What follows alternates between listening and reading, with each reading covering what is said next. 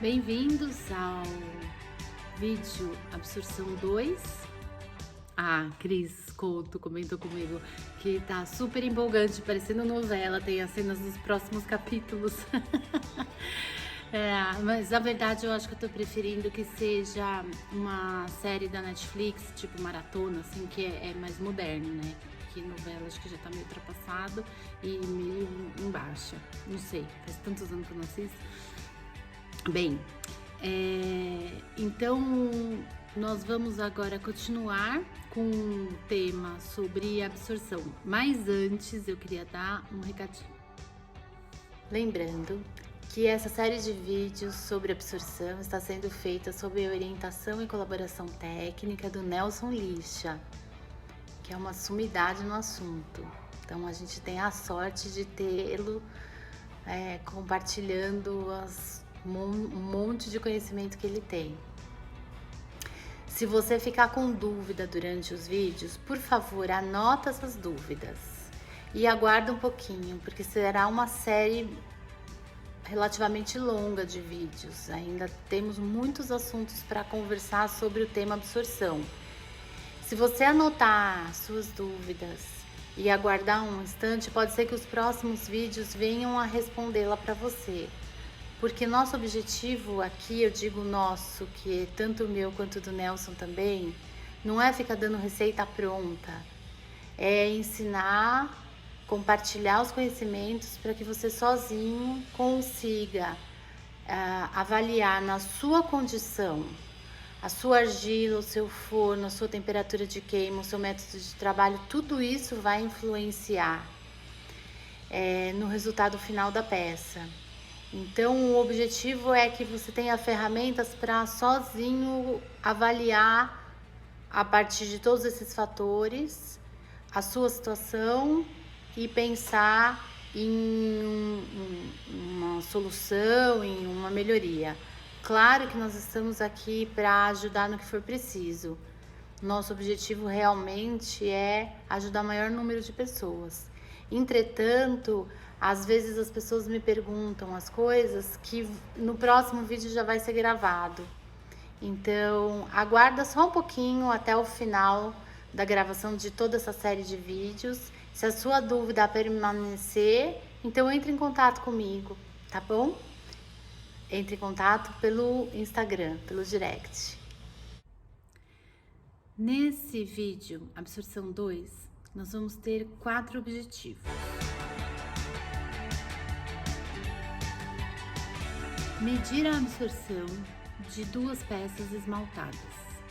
Cada uma das peças vai ser submetida a um método diferente. Uma na ISO, uma no método caipira. E depois nós vamos comparar os resultados. Objetivo número 2. Objetivo número 3. Nós vamos falar um pouquinho sobre a normatização ISO para louças utilitárias. E objetivo número 4, nós vamos falar um pouquinho sobre a classificação dos tipos de massa cerâmica, que considera atualmente também os níveis de absorção delas. É muito importante que fiquem claros os objetivos de cada vídeo, tanto por uma questão de organização didática, quanto para que você possa depois, no caso de alguma dúvida, recorrer, saber onde recorrer, em qual dos vídeos, porque conforme eles vão sendo gravados, alguns temas vão ser mencionados ou vão ser novamente abordados com uma profundidade maior, uma complexidade maior. Para fazer os testes de hoje, eu escolhi 2 peças que eu mesma fiz. É importante que essas peças sejam idênticas. O que significa isso? Ambas foram feitas com a mesma argila. Usei o mesmo engobe, mesma técnica de decoração, no caso aqui é uma técnica de carving. Essas peças, elas foram utilizadas para a aula que eu gravei para o Sou Cerâmica. E os esmaltes foram os mesmos E também muito importante, essas peças foram queimadas juntas, na mesma fornada, na mesma prateleira. Segura essa informação que ela vai ser muito útil.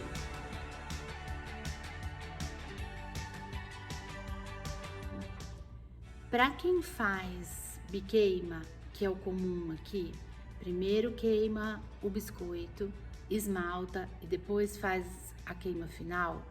É importante também que essas peças estejam na mesma prateleira, tanto na queima do biscoito quanto na segunda queima, porque isso também pode dar muita diferença, ok? Então vamos começar.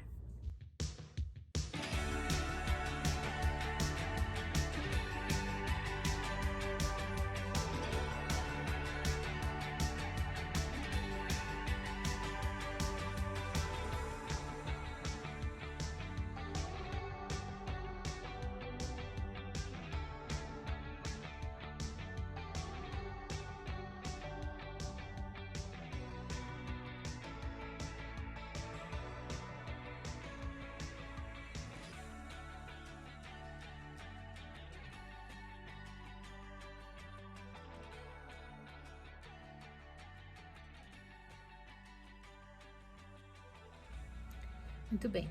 O primeiro objetivo é fazer a medição da peça cerâmica esmaltada. Vocês viram que o método é exatamente o mesmo que eu expliquei no vídeo passado, no vídeo absorção 1. Foi esse motivo que eu não me detive explicando como na última edição, no último vídeo. Porque quem tiver dúvida vai lá que vai pegar o passo a passo completamente explicado, senão eu vou ficar sempre repetindo a mesma coisa, ok? Eu peguei a peça de cerâmica, fiz a medição. Essa daqui foi medida pelo método caipira e o nível de absorção deu 1,58%. Essa peça foi submetida ao método da ISO e o nível de absorção resultante foi 0,7%. Continuando com os nossos objetivos. O objetivo 2 é comparar os dois métodos. Para você fazer esse comparativo dos métodos é de suma importância.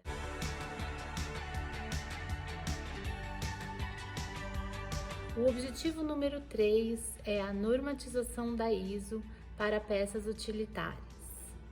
Então eu vou passar aqui por escrito para que fique bem registrada essa informação e não tenha nenhuma dúvida. A normatização da ISO dos valores ideais para utilitários e dos valores aceitáveis,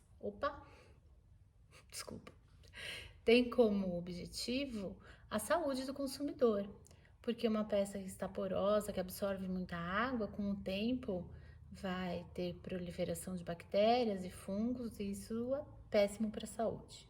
O motivo de eu ter começado os testes, essa comparação com a peça que já está esmaltada, é para que vocês peguem as peças que vocês já têm prontas e têm dúvidas sobre o nível de absorção dela, ou as peças que você produz, se é um ateliê de cerâmica que está fornecendo para restaurante, faça esses testes com a peça já pronta e tenham ciência do quanto essas peças que você está produzindo absorvem de água.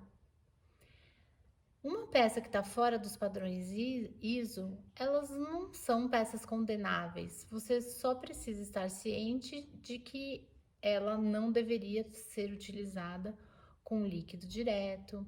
São peças, por exemplo, que não é aconselhável que você coloque na pia cheia de água e deixe lá de molho.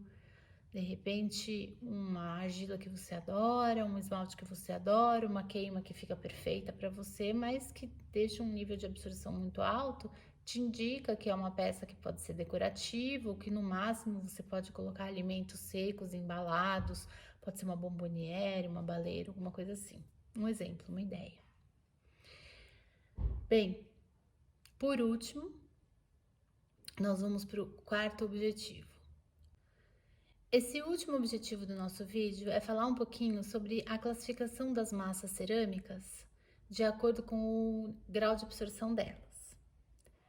Antes de começar especificamente essa explicação, eu gostaria que vocês tivessem em mente duas coisas. O que a gente chama de massa cerâmica é diferente de argila. A argila é pura, extraída direto da natureza.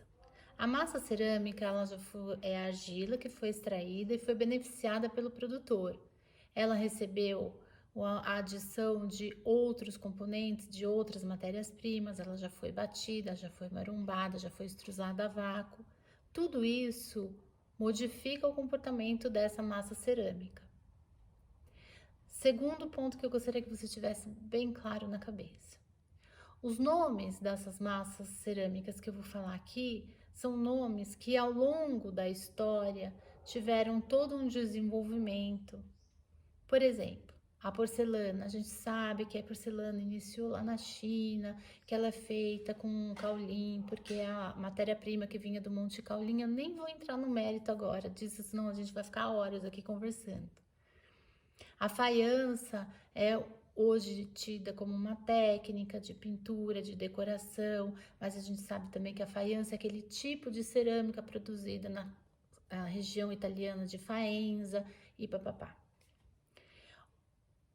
Hoje em dia, nós encontramos porcelana produzida em várias regiões do planeta. Não é só aquela que vem do Monte Caolim da China. A porcelana brasileira tem características diferentes daquela da China, da canadense, da italiana, da alemã, mas também é uma porcelana. Porque atualmente, sem pensar na parte histórica, que a porcelana é aquela massa que vinha da China, atualmente, para uma massa cerâmica ser classificada como porcelana, tem uma série de critérios. Também acontece isso com a faiança, com a terracota. E um dos critérios utilizados para classificar uma massa cerâmica, se é um grès, se é uma porcelana, se é uma faiança, é o nível de absorção de água. Então, nós ceramistas, conhecendo esses índices de absorção utilizados para classificar as massas cerâmicas, podemos utilizar essa informação a nosso favor, no sentido de que, se eu estiver comprando uma porcelana para fazer a minha produção em porcelana, eu vou saber que o nível de absorção dessa peça cerâmica deve ser entre, eu anotei aqui, 0 e 0,5%. É isso. Se o nível de absorção dessa massa for maior do que 0,5%, ela já não é classificada como porcelana. E isso os produtores de massas cerâmicas, eles respeitam à risca em qualquer parte do mundo, inclusive aqui no Brasil. Se eu pegar uma massa que é vendida pelo produtor, qualquer que seja ele, que é classificada como grès, que são essas massas que a gente usa, granito, tabaco, massa branca e uma série de outros nomes comerciais que tem por aí, eu sei que por ser classificada oficialmente como uma massa grès, o nível de absorção dela é até 3%. Isso significa o quê? Comprei o pacote do produtor, que é um grès, qualquer uma dessas que tenham esses nomes comerciais que a gente tem as características, uma da pintinha, outra não da pintinha, outra mais clara, outra queima bege e tal. Lá no pacote estava escrito massa cerâmica grès para 1280 graus, de 1000 a 1280 graus. O que eu sei? Que se eu chegar nos 1280 graus na queima dessa peça feita com essa massa que está dentro do pacote, o que vai acontecer? O nível de absorção dela vai ser no máximo 3%. Isso é garantido. Por quê? Para que os produtores de massa cerâmica tenham licença de trabalho, eles precisam seguir essas regras. Então, se eu seguir exatamente o que está escrito lá no pacote, seguir a temperatura máxima de queima dessa massa, eu chegar nessa temperatura, essa massa não vai ultrapassar os 0,5% no caso da porcelana, os 3% no caso do grès, e a faiança, ela é uma massa de característica mais porosa, é dela mesmo, essa é a característica da faiança. Ela tem de 18 a 23% de nível de absorção. E a faiança, ela é vendida como utilitário, por conta daquilo que eu já mencionei, de todas as questões históricas e tal. Ela é vendida pelo produtor, ela é vendida por empresas que comercializam peças de cerâmica em faiança. E quando eu comprar uma faiança, eu vou saber que o nível de absorção daquela peça é muito alto. Então, se eu comprei uma massa que veio lá no pacote, que tá escrito que é faiança, eu vou queimar ela na temperatura máxima que tá escrito no pacote. Eu vou fazer tudo direitinho, vou colocar um esmalte bacana tal, mas eu vou ter ciência de que aquela peça pode absorver até 23% de água. Então, eu como ceramista, se eu quiser produzir um vaso para flores de corte, aqueles que a gente enche de água e põe as rosas, ou se eu quiser produzir uma sopeira, uma caçarola, com certeza eu não vou comprar faiança para fazer essa peça. Se eu, como consumidora, vou lá na loja e achei linda uma peça, mas que está escrito ali que é faiança, eu não vou utilizar essa peça para colocar uma macarronada vermelha, que no primeiro uso, com certeza, a peça vai lembrar para sempre que ela um dia carregou uma macarronada vermelha. Então, essas informações são importantes para direcionar o nosso trabalho. E é por isso que eu vou deixar aqui agora por escrito quais os níveis de absorção de cada massa cerâmica, cada tipo de massa cerâmica, para que isso seja uma informação útil no trabalho de vocês. Por hoje é só. Para o próximo capítulo da série, como diria minha amiga Cris, né, Cris? Nós vamos falar sobre os testes de absorção com peças no biscoito.